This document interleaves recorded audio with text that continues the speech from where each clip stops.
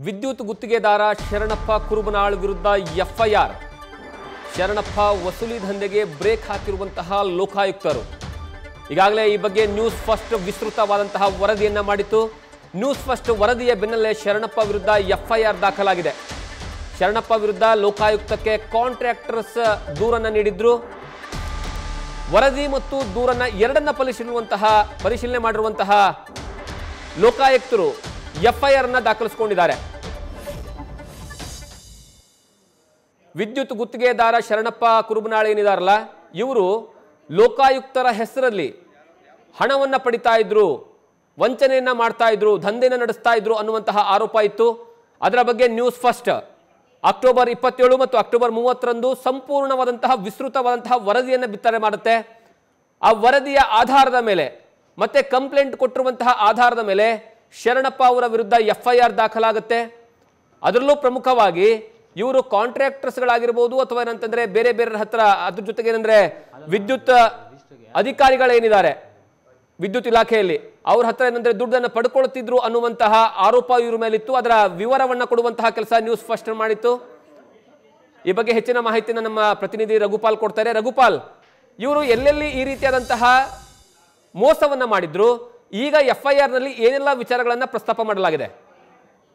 ಜಗದೀಶ್, ಬೆಸ್ಕಾಂನಲ್ಲಿ ವಿದ್ಯುತ್ ಗುತ್ತಿಗೆದಾರನಾಗಿ ಕೆಲಸ ಮಾಡ್ತಿರುವಂತಹ ಶರಣಪ್ಪ ಕುರುಬನಾಳ ಈತ ಸುಮಾರು 19 ವರ್ಷಗಳಿಂದ ಕೆಲಸ ಮಾಡಿಕೊಂಡು ಲೋಕಾಯುಕ್ತ ಅಧಿಕಾರಿಗಳ ಹೆಸರೇಳಿ, ಜೊತೆಗೆ ಲೋಕಾಯುಕ್ತದ ಹೆಸರೇಳಿ ಹೆದರಿಸಿ ಬೆದರಿಸಿ ಬೆಸ್ಕಾಂನಲ್ಲಿರುವಂತಹ ಸಾಕಷ್ಟು ಮಂದಿ ಅಧಿಕಾರಿಗಳು ಸಿಬ್ಬಂದಿಯಿಂದ ಹಣವನ್ನು ವಸೂಲಿ ಮಾಡಿರೋ ಬಗ್ಗೆ ಅಕ್ಟೋಬರ್ 27ನೇ ತಾರೀಕು ಮತ್ತು ಅಕ್ಟೋಬರ್ 30ನೇ ತಾರೀಕು ವಿಸ್ತೃತವಾದಂಥ ಆಡಿಯೋ ಮತ್ತು ವಿಡಿಯೋಗಳ ಪ್ರೂಫ್ ಸಮೇತವಾಗಿ ಸುದ್ದಿಯನ್ನು ಪ್ರಸಾರ ಮಾಡಿದ್ವಿ.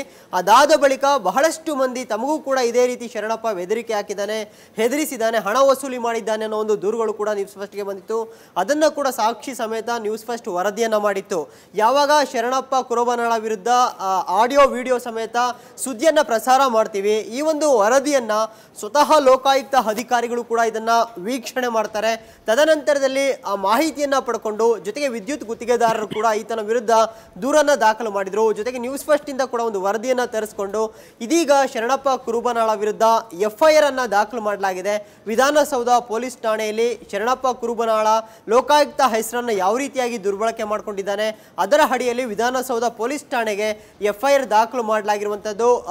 ಭಾರತೀಯ ದಂಡ ಸಂಹಿತೆ 308 308 ಪ್ರಕಾರ ಈತನ ವಿರುದ್ಧ ಸೆಕ್ಷನ್ಗಳನ್ನು ಹಾಕಿ ಇದೀಗ ದೂರು ದಾಖಲು ಮಾಡಲಾಗಿರುವಂಥದ್ದು. ಅಂದರೆ ಸದ್ಯಕ್ಕೆ ವಿಡಿಯೋ ಆಡಿಯೋಗಳನ್ನು ಪರಿಶೀಲನೆ ಮಾಡಿ ಈಗ ಎಫ್ಐಆರ್ ಅನ್ನು ದಾಖಲು ಮಾಡಲಾಗಿದೆ. ಆತನನ್ನು ಅರೆಸ್ಟ್ ಮಾಡುವಂತಹ ಸಾಧ್ಯತೆ ಇದೆ. ಜೊತೆಗೆ ವಿಚಾರಣೆಯನ್ನು ಕೂಡ ನಡೆಸಲಾಗುತ್ತೆ. ಈ ವಿಡಿಯೋ ಮತ್ತು ಆಡಿಯೋಗಳೇನಾದರೂ ನೈಜತೆ ಸ್ಪಷ್ಟವಾದರೆ ಅಥವಾ ಇದು ಪ್ರೂವ್ ಆದರೆ ಈತನಿಗೆ ಒಂದು ದಂಡವನ್ನು ವಿಧಿಸಲಾಗುತ್ತೆ. ಜೊತೆಗೆ 2 ರಿಂದ 7 ವರ್ಷಗಳ ಕಾಲ ಜೈಲು ಶಿಕ್ಷೆ ವಿಧಿಸುವಂತಹ ಸಾಧ್ಯತೆ ಕೂಡ ಇದೆ, ಅಥವಾ ದಂಡದ ಜೊತೆಗೆ ಜೈಲು ಶಿಕ್ಷೆ ಕೂಡ ವಿಧಿಸುವಂತಹ ಸಾಧ್ಯತೆ ಇರುವಂಥದ್ದು.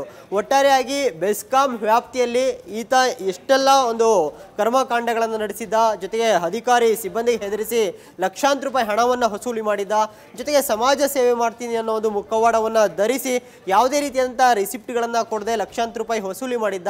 ಇದೆಲ್ಲದಕ್ಕೆ ಕೂಡ ಈಗ ಲೋಕಾಯುಕ್ತ ಬ್ರೇಕ್ ಹಾಕೋ ನಿಟ್ಟಿನಲ್ಲಿ ಈಗ ತನಿಖೆಯನ್ನು ನಡೆಸ್ತಿರುವಂಥದ್ದು. Jagadish, thank you Raghupal. News first ನಿರ್ಭೀತಿಯಿಂದ ನಿಮ್ಮ ಪರವಾಗಿ.